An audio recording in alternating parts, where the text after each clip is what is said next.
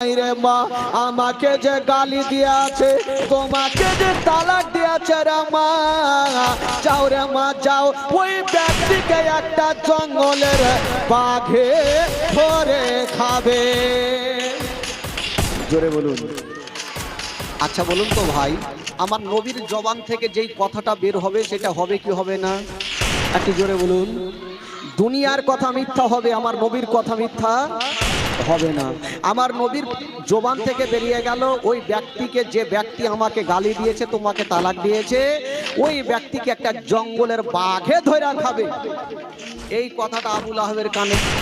আবুল আহাব মনে মনে ভাবলো, আমার বেটাকে, আমার ভাতিজার কথা তো লেগে যায়, জিন্দেগিতে বাঘকে খাইতে দিব না। তো আলমারিতে কতদিন বেটাকে ভরে রাখবি? রাখ না। বেটাকে কোনোদিন কোনো কোথাও পাঠাই না, কিন্তু কতদিন রাখবে? ব্যবস্থা তো করতেই হবে। আবুল আহাবের